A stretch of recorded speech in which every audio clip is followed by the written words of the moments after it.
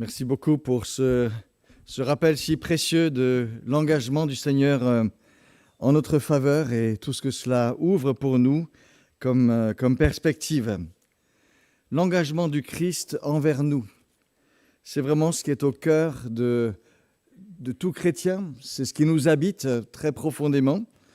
Et nous sommes entrés dans la période où, de manière plus particulière, à 40 jours avant Pâques, on se remémore, tout le peuple chrétien aime se remémorer cet engagement du Christ en notre faveur. Et je vous invite à lire un récit de l'Évangile, le récit du tout début de cet engagement du Christ envers nous, le récit où Jésus entre dans son ministère public et passe 40 jours au désert, où il manifeste véritablement combien il veut être fidèle à l'engagement qui est le sien. Je vous invite à lire dans l'Évangile selon Matthieu, au chapitre 4 et au verset 1. Matthieu, chapitre 4, versets 1 à 11. On vient juste avant, Jésus vient d'être baptisé par Jean-Baptiste. Une voix s'est fait entendre des cieux avec ces paroles : « Celui-ci est mon Fils bien-aimé, en qui j'ai mis toute mon affection. » Alors Jésus fut emmené par l'Esprit dans le désert pour être tenté par le diable. Il jeûna 40 jours et 40 nuits, puis il eut faim. Le tentateur s'approcha de lui et lui dit : « Si tu es fils de Dieu, ordonne que ces pierres deviennent des pains. » Jésus répondit : « Il est écrit : l'homme ne vivra pas de pain seulement, mais de toute parole qui sort de la bouche de Dieu. » Le diable le transporta dans la ville sainte, le plaça sur le haut du temple et lui dit : « Si tu es le Fils de Dieu, jette-toi en bas, car il est écrit : Dieu donnera des ordres à ses anges à ton sujet, ils te porteront sur les mains, de peur que ton pied ne heurte contre une pierre. » Jésus lui dit : « D'autre part, il est écrit : tu ne tenteras pas le Seigneur ton Dieu. » Le diable le transporta encore sur une montagne très haute, lui montra tous les royaumes du monde et leur gloire, et leur dit : « Je te donnerai tout cela si tu te prosternes et si tu m'adores. » Jésus lui répondit : « Retire-toi, Satan, car il est écrit : tu adoreras le Seigneur ton Dieu, et à lui seul tu rendras un culte. » Alors le diable le laissa, et voici que des anges s'approchèrent de Jésus pour le servir. Vous arrive-t-il de penser que Dieu vous conduit par des endroits bien étranges, qu'il vous fait passer par des chemins que vous n'auriez jamais choisis? Il y a plus de 3000 ans, sous la conduite de Moïse, le Seigneur a puissamment libéré son peuple hors d'Égypte. Nous l'avons rappelé. Et ceci pour le faire passer de l'esclavage à la liberté. En marche vers la liberté, Israël a dû cependant traverser le désert, lieu d'insécurité, de dénuement, où l'on ressent bien vite ses limites et sa fragilité. Une école de persévérance et de confiance. Cette marche dans le désert a été cependant pour Israël jalonnée du soin attentif de Dieu, qui a pourvu jour après jour aux ressources de son peuple. Mais c'était exigeant, et souvent le peuple a cédé à la tentation de la révolte, malgré tout ce qu'il voyait, tout ce qu'il recevait de Dieu. Ce temps au désert est resté dans la mémoire d'Israël comme un lieu de formation voulu par Dieu, un lieu exigeant mais nécessaire. Lorsque Jésus choisit de s'engager dans sa mission pour le salut des hommes, il est, comme Israël autrefois, conduit par l'Esprit au désert. Ce temps de désert devient pour lui aussi un temps où, comme Israël autrefois, il est soumis à l'épreuve de la dépendance et de la foi fidèle. Il lui faudra tenir le cap de la fidélité envers et contre tout, envers et contre toutes les tentations. Revenons sur cet épisode. Quels sont les objectifs de ce passage au désert pour Jésus? Dans le contexte de l'Évangile, Ce temps se situe au moment où Jésus commence son ministère public. Il vient d'être baptisé par Jean. Il montre là, par ce geste public, sa solidarité avec les pécheurs. Et il annonce déjà de manière indirecte sa mort et sa résurrection. Une voix venue du ciel le confirme dans sa mission. « Celui-ci est mon Fils bien-aimé, en qui j'ai mis tout mon plaisir. » L'Esprit descend sur Jésus sous la forme d'une colombe. Tout cela renvoie à une annonce qui avait été faite dans le prophète Ésaïe de celui qui est le serviteur de l'Éternel.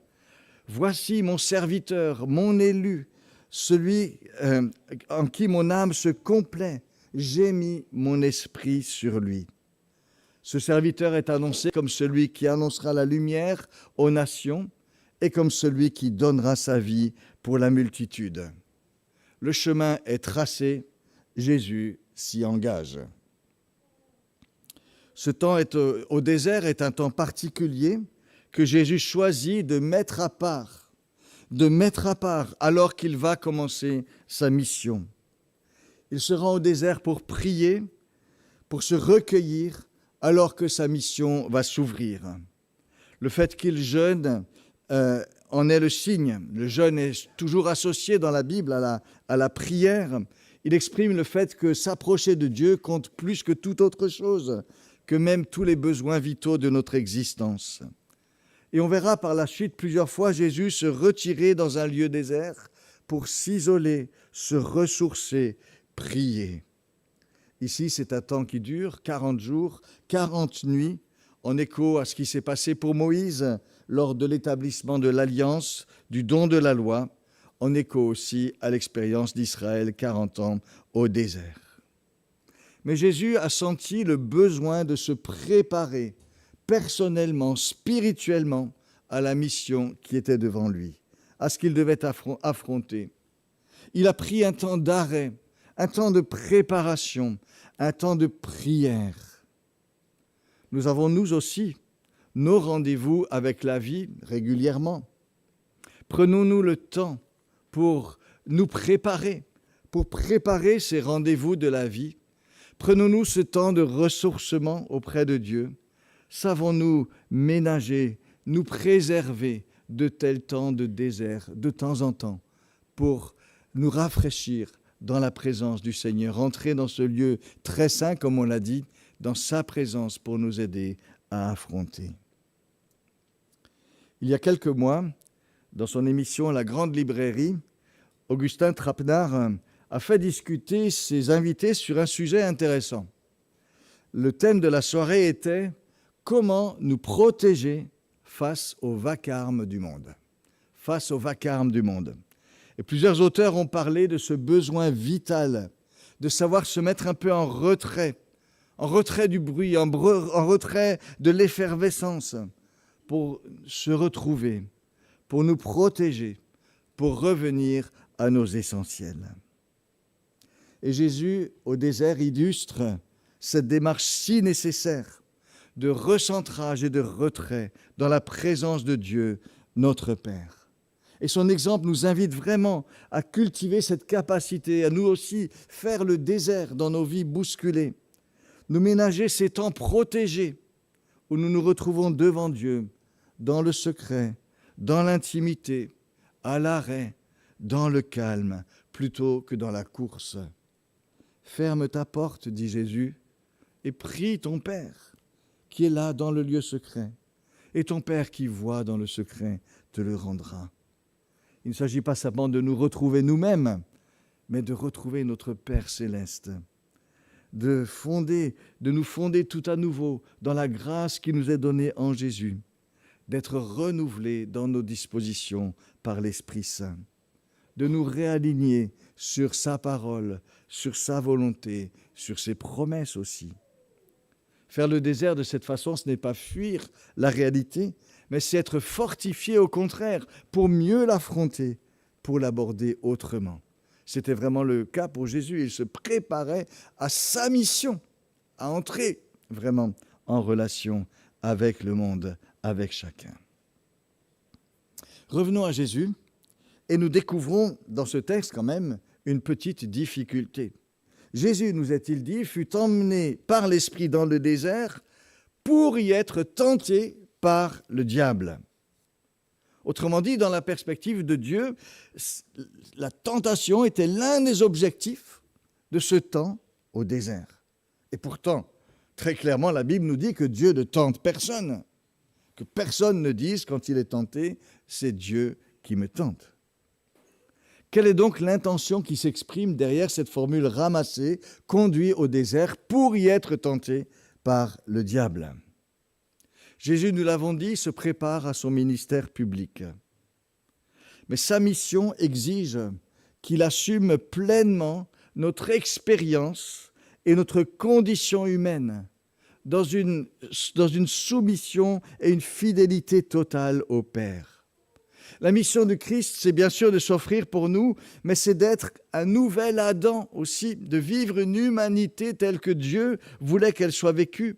Vivre une vie d'homme dans la totale fidélité à Dieu avant de s'offrir lui-même pour le salut de l'humanité. Il faut donc, du point de vue de la mission de Jésus, que Jésus connaisse aussi les épreuves, les tentations, les situations qui font l'existence humaine et qu'il les traverse victorieusement dans une fidélité entière à son Père. Et c'est dans ce sens que Jésus est conduit par l'Esprit au désert pour y être tenté. Il y va de sa mission qui est d'assumer une humanité pleinement fidèle. Il y aura là un vrai combat. Jésus doit aller sans faille jusqu'au bout de la fidélité, jusqu'au bout de l'obéissance pour pouvoir être notre Sauveur. Une seule faille, une seule faute, et Jésus serait disqualifié. Nous avons, nous, la possibilité, si nous bronchons, d'être pardonnés, de nous relever par la grâce de Dieu. Jésus n'avait pas ce luxe. Et le diable savait qu'il suffisait d'une fois où Jésus aurait été infidèle pour faire capoter toute sa mission. Quelle pression pour notre Seigneur, quelle vigilance demandée dans son humanité. Certes, Jésus n'était pas attiré par le mal comme nous le sommes, mais quelle vigilance a dû-il mettre en œuvre pour pouvoir rester juste, rester droit, rester aimant, rester persévérant face à tout ce qu'il vivait, tout ce qu'il traversait, face aux pressions, face aux critiques, face aux obstacles, face aux difficultés. Tout cela, il l'affrontait dans une pleine humanité. Quelle vigilance pour le Seigneur. Le Fils éternel de Dieu, en s'incarnant, en venant vers nous, a consenti à se rendre vulnérable au point de devoir mener un combat, un vrai combat contre le mal, avec des forces à puiser en Dieu, en sa parole, à chaque instant. C'est une autre facette de l'engagement total et pleinement solidaire de Jésus envers nous. Il n'y a pas eu de raccourci facile pour Jésus dans son humanité. L'Épître aux Hébreux nous le rappelle. Ce n'est pas à des anges qu'il vient en aide, mais c'est à la postérité d'Abraham. En conséquence, il a dû être rendu semblable en toutes choses à ses frères, afin qu'il soit un grand prêtre miséricordieux et fidèle dans le service de Dieu pour obtenir le pardon des péchés du peuple.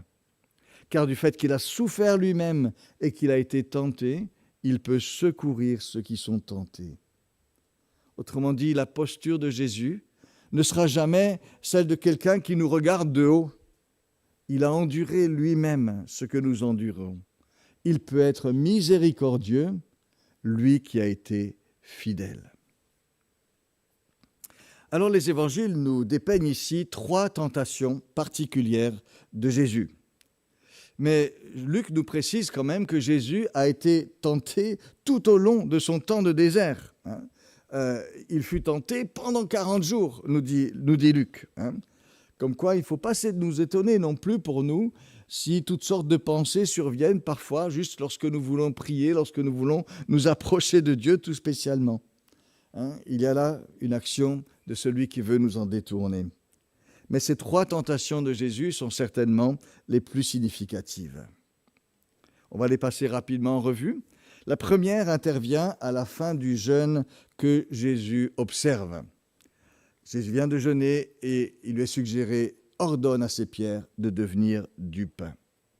Jésus s'est-il totalement privé de nourriture pendant tout ce temps, ou s'est-il contenté du peu qu'il trouvait dans le désert? Quoi qu'il en soit, c'était une vraie privation. 40 jours, 40 nuits, comme Moïse sur la montagne du Sinaï. Pendant tout ce temps, Jésus vit la présence et la force et la présence de Dieu comme sa vraie nourriture. Mais voilà que survient le besoin. Il finit par avoir faim.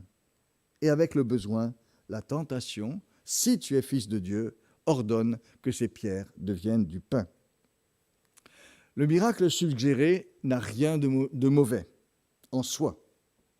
Plus tard, Jésus changera bien l'eau en vin, et il multipliera 5 pains, 2 poissons. Il n'y a pas non plus de mise en doute de la divinité de Jésus. Si tu es fils de Dieu, c'est une manière d'affirmer les choses. Parce que tu es fils de Dieu, fais cela. Ça reprend la parole du Père lors du baptême de Jésus. Et la suggestion invite Jésus à tirer une conséquence du fait qu'il est le Fils de Dieu. Mais c'est là justement que la question se pose. Quelle est la juste conséquence pour Jésus à tirer du fait qu'il est le Fils de Dieu? Le tentateur invite Jésus à utiliser cette qualité de fils pour échapper aux difficultés et résoudre d'un coup de miracle le besoin qui surgit. Jésus, lui, adopte un autre regard sur sa situation. Il considère cette épreuve de la faim au désert comme un temps où il doit manifester, lui, ce qu'Israël avait eu tant de mal à apprendre au désert, manifester la confiance, la dépendance fidèle à l'égard de Dieu. C'est la leçon que Moïse invitait à mémoriser lorsqu'il reprend cette expérience du désert avec le peuple d'Israël. Souviens-toi, le Seigneur t'a humilié, t'a fait souffrir de la faim, il t'a nourri afin de t'apprendre que l'homme ne vit pas de pain seulement, mais de toute parole qui sort de la bouche de Dieu. Jésus au désert se souvient qu'il est le Fils de Dieu, mais avec une mission, manifester au sein de la réalité humaine l'obéissance, la confiance en Dieu, le respect de ses priorités. C'est ce à quoi renvoie le texte du Deutéronome qu'il cite. L'important, dit ce texte, ce n'est pas le pain seulement, mais c'est de garder une juste attitude par rapport à Dieu qui donne le pain. Pour obtenir le pain, Israël s'était parfois rebellé, alors que Dieu attendait de son peuple la confiance de chaque jour par la manne quotidienne auquel le Seigneur pourvoyait. Et Jésus voit donc dans ce temps au désert un appel à dépendre de son Père. Il ne veut pas utiliser donc sa puissance pour se soustraire à cette dépendance. Il sait aussi que dans le ministère qui l'attend, il devra parfois mettre au second plan certaines formes de confort légitime pour donner priorité à sa mission qu'il a reçue. Il refuse donc d'utiliser la puissance du Fils de Dieu dans le sens que lui suggère le diable. Alors nous n'avons pas la même puissance que Jésus, mais nous pouvons aussi être tentés d'attendre de Dieu qu'il intervienne par son action puissante pour nous soustraire à toutes les difficultés de notre vie d'homme et de femme dans ce monde. Et ce désir parfois peut paraître grand de glorifier le Seigneur, mais parfois aussi ce désir d'être délivré de toute difficulté peut nous détourner de ce que Dieu veut nous apprendre, la confiance en lui, tout au long des différentes situations que nous traversons, l'attachement à lui dans les moments exigeants comme dans les moments faciles, l'apprentissage d'une foi qui s'appuie sur ce qu'elle sait de Dieu pour affronter les incertitudes avec confiance. C'est ce qu'indique le texte du Deutéronome que Jésus cite. « Reconnais en ton cœur, disait Moïse, que Dieu fait ton éducation comme un père fait celle de son enfant. » Le but de Dieu, c'est de nous former, de nous construire. Et Jésus, en venant dans le monde, a choisi d'accepter aussi cette discipline. Il a appris l'obéissance, nous dit l'Épître aux Hébreux, par les choses qu'il a endurées. Seigneur, apprends-moi à accepter les situations que tu veux pour moi et pour ma formation. Permets-moi de transformer ce que je vis en autant d'occasions de te faire plaisir, de renouveler ma confiance en toi, de grandir dans mon amour pour toi et pour les autres. Je veux rester à ton école fidèlement. Et aide-moi, comme Jésus, à m'aligner sur tes priorités par rapport aux soucis purement matériels de la vie. Dernier regard sur cette première tentation. Supposons que Jésus ait suivi la suggestion du diable et qu'il ait pris finalement l'habitude, en face de ses difficultés, d'avoir recours au petit miracle qui le tirera d'affaire. Comment aurait-il pu réagir lorsque sur la croix, en proie à de terribles souffrances, il a entendu les passants reprendre exactement la même suggestion que Satan au désert. Si tu es le Fils de Dieu, descends de la croix. Ça nous rappelle que de petites ouvertures anodines peuvent engendrer de vraies brèches. Si nous prenons l'habitude de contourner les obstacles, nous ne serons pas affrontés quand il faut affronter vraiment. Si nous prenons l'habitude d'accepter de petites entorses à nos principes, nous risquons d'être incapables de respecter les limites. Il y aura toujours une bonne raison de justifier l'exception. Et l'exemple de Jésus, qui sait dire stop dès le début, nous invite à veiller à ces petits commencements, ces petites exceptions, qui à force d'être tolérées peuvent devenir la règle. Ne donnez pas accès au diable. Il y a des portes à ne pas ouvrir ou à fermer au plus tôt si on les a entr'ouvertes ou ouvertes. Voilà pour cette première tentation. La deuxième tentation qui nous est rapportée se situe plus directement dans la perspective de la mission de Jésus. Jette-toi du temple. Fais un acte extraordinaire. Jésus est en train de penser à sa mission, à ce qu'il attend, de prier certainement pour ce qu'il attend. Peut-être même médite-t-il le psaume 91 qui parle de la protection de Dieu pour ses fidèles. Mais le voilà transporté en imagination à Jérusalem. Et c'est là qu'arrive tout d'un coup la suggestion « Jette-toi du temple ». Car il est écrit, Dieu donnera des ordres à ses anges à ton sujet, ils te porteront sur les mains, etc. Un grand coup d'éclat en public, une manière forte et définitive de prouver que tu es le Messie, le Fils de Dieu. Et si tu ne le fais pas, c'est que tu n'as pas confiance dans les promesses de Dieu, en la parole de Dieu qui dit « il te portera ». C'est ici la tentation mentale d'un grand coup médiatique, d'un Messie applaudi pour sa toute-puissance divine au service de toutes ces idées ou lubies qui pourraient vouloir être mises en action. Un Messie dans un fauteuil, glorifié, adulé par les foules. Et Jésus aurait passé à côté des longues marches en Galilée, en Judée, en Samarie. À côté de ces journées où il était pressé, sollicité par les foules et les besoins des gens. Et Jésus aurait passé à côté des chemins de l'amour qui s'engagent dans la proximité, dans un engagement plein et entier, jusqu'au don total de soi, jusqu'au don de la croix. Je ne vais pas me lancer dans une critique des coups médiatiques que nous pourrions chercher parfois, mais je note quand même que Jésus a perçu le piège de l'idée que le scoop médiatique puisse remplacer l'engagement concret. Le royaume de Dieu, la manifestation de l'Évangile impliqueront toujours l'engagement concret de l'amour, de la présence réelle aux côtés des gens, aux côtés de ce que chacun vit. C'est la nature même de l'Évangile qui l'exige, car l'Évangile parle d'un Dieu qui nous aime, qui vient nous rejoindre, nous visiter. N'attendons donc pas, ne cherchons donc pas de raccourci ou de substitut à ces chemins de l'engagement que le Seigneur a illustré le tout premier.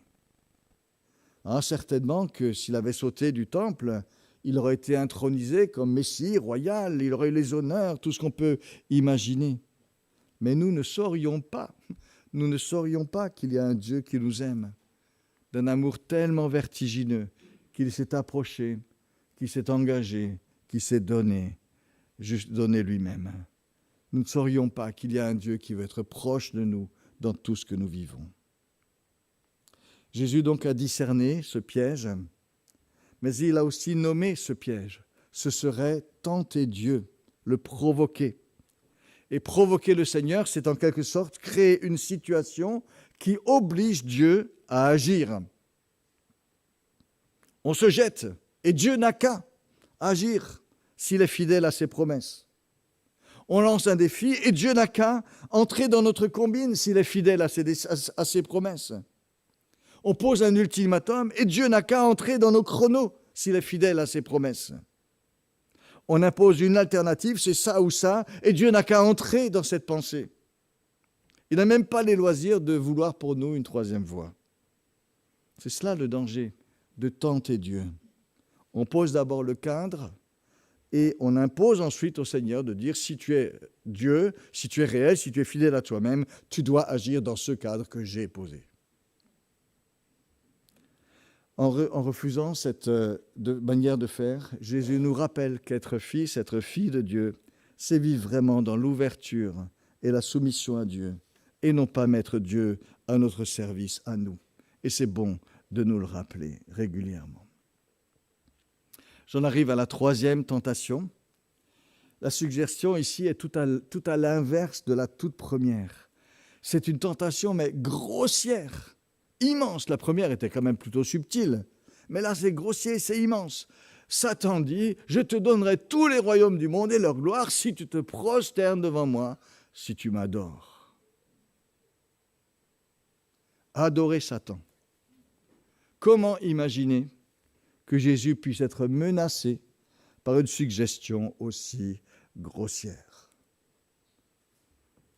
Si cette tentation a été essayée, c'est que ce genre de grosse ficelle marche. Et si elle nous a été rapportée par les évangiles, c'est pour nous mettre en garde aussi.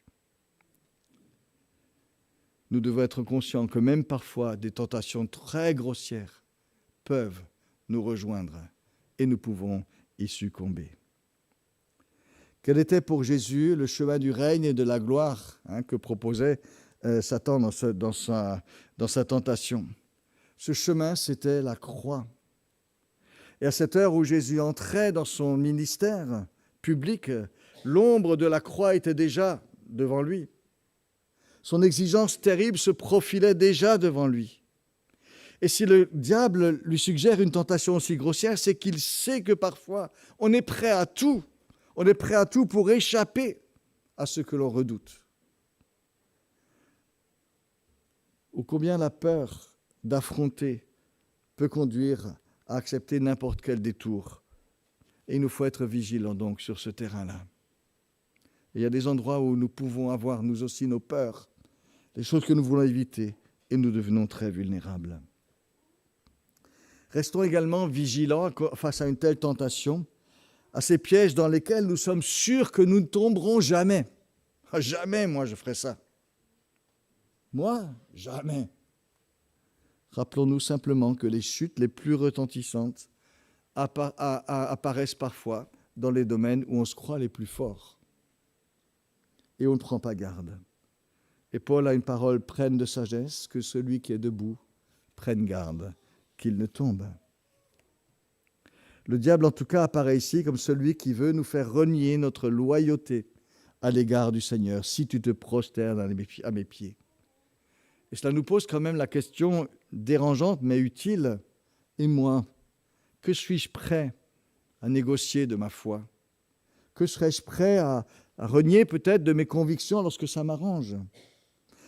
Que suis-je prêt à négocier de ma loyauté lorsque cette loyauté coûte? Et il ne faut pas répondre trop vite, je ne renierai jamais rien.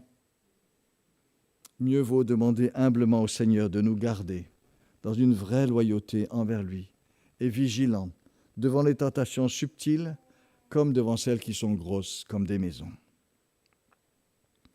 Je termine par un mot pour nous encourager. Nous avons parlé de tentation, de combat. Ça peut donner l'impression de réalité lourde et négative, mais il ne faut pas oublier le positif. Et la première chose qui est positive, c'est de nous rappeler que Jésus a résisté. Jésus a résisté à ces 3 tentations et à toutes les autres, celles des 40 jours et celles qui ont surgi après. Et c'est encourageant. Ça nous dit que nous ne sommes pas réduits à succomber. La victoire sur la tentation est possible avec l'aide de l'Esprit Saint. Jésus nous ouvre les chemins, le modèle d'une vie humaine où le mal n'est pas une fatalité. Nous pouvons rester debout avec son soutien. Nous sommes à Christ. Satan n'a aucun droit sur nous. Le mal n'est pas une fatalité. Jésus a triomphé du mal. Il veut nous apprendre à vaincre nous aussi. Pour nous encourager, Jésus a résisté. Et Jésus aussi a été secouru. Il a été secouru. Il a eu le secours de la parole. Elle lui a donné ses repères, ses appuis dont il avait besoin. Et Paul nous rappelle que la parole de Dieu, c'est l'épée dont l'Esprit se sert. Restons fondés dans cette parole. Jésus a aussi le secours du ciel. Des anges sont venus le servir. Ça nous rappelle que Dieu ne nous abandonne jamais dans ces moments-là. Dieu prend soin des siens.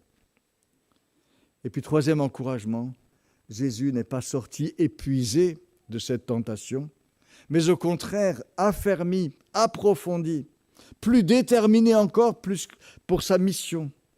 Parce que dans cette confrontation, il a été donné de prouver, d'affirmer, d'affermir encore sa confiance, sa loyauté envers son Père et son engagement envers nous tous.